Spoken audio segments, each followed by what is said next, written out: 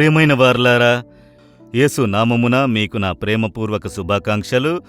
ప్రభు అయిన యేసు శిలువలో కొట్టబడి మన కొరకు రక్తము చిందించి మరణించినారు. నిన్న దాని కొరకైన ఒక దినము, రేపు యేసు పునరుద్ధానుడైన దినమును జ్ఞాపకము చేసుకుంటాము.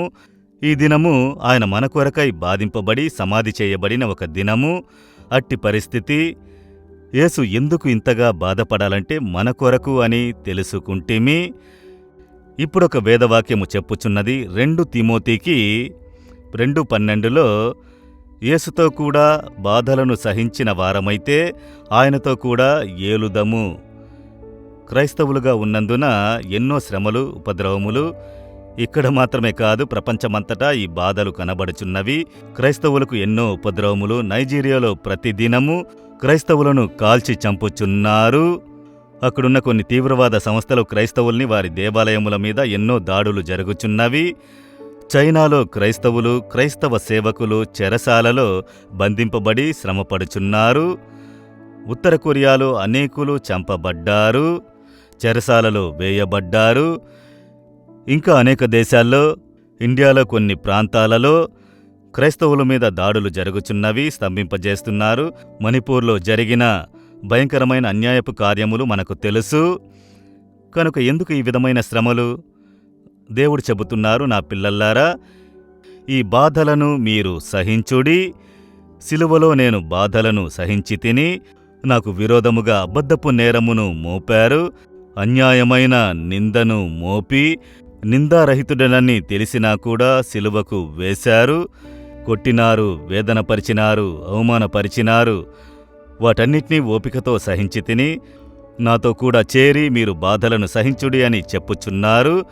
కనుక యేసుతో కూడా మనం బాధలను మనము కూడా సహించినట్లయితే ఆయనతో కూడా ఏలుదుము. ఈ బాధలు కొంచెం కాలం మాత్రమే. ఈ లోకములో యేసు మళ్లీ వచ్చినప్పుడు సంపూర్ణ లోకమును ఆయనే పరిపాలించును. ఈ వేదములో చెప్పబడిన కార్యములన్నీ ఇప్పుడు నెరవేర్చబడుచున్నవి. ఈ బాధలతో కూడా యేసు చెప్పి ఉన్నారు. మత్తయి 24వ అధ్యాయము, చివరి కాలములో మీకు శ్రమ కలుగును. మిమ్ములను చెరసాలలో ఉంచుతారు, చెరసాలకు తీసుకువెళ్లెదరు, జైల్లో వేస్తారు. ఇవన్నీ కూడా బైబిల్లో రాసి ఉన్నాయి. ఇప్పుడు క్రైస్తవులకు జరిగేటటువంటి అన్యాయపు కార్యములు, సమస్యలన్నీ కూడా బైబిల్లో ఎప్పుడో చెప్పబడినవి. కనుక యేసు చెప్పారు, శ్రమలన్నీ ఉన్నవి, లోకము అలాంటిది. కనుక ఈ బాధలు, వేదనలు ఉన్నవి. ఆ బాధలను ఆయనతో కూడా సహించాలి. ఆయనతో కూడా బాధలను సహించితే, బాధలను చూసి భయపడకూడదు, బాధలను చూసి వెనకడుగు వెయ్యకూడదు, శ్రమలను చూసి సోలిపోకూడదు.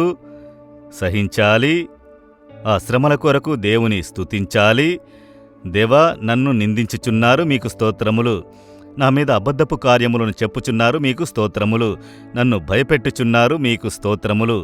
నేను క్రైస్తవునిగా ఉన్నందుకు వేదన పరుస్తున్నారు, మీకు స్తోత్రములు. బాధలను సహించుట.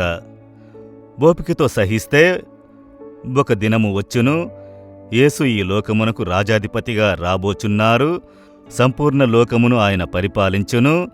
కనుక ఆయనతో కూడా మనము పరిపాలించాలి. అదే దేవుడు మనకు ఇచ్చిన వాగ్దానము. మీరు ఆయనతో కూడా పరిపాలించాలంటే శ్రమలను సహించాలి. శ్రమలు నాకొద్దు, ఉపద్రవం నాకొద్దు, ఈ విధంగా ఉన్నవి, ఎవరు నన్ను గురించి చెడుగా మాట్లాడకూడదు, నాకు ఈ శ్రమలు వద్దు అని అంటే ఆయన పరిపాలన వద్దు, నాకు ఆయన ఆశీర్వాదం వద్దు అని చెప్పినట్లుగా. కనుక దేనికి సోలిపోకండి. మనకు శ్రమలు కలుగును.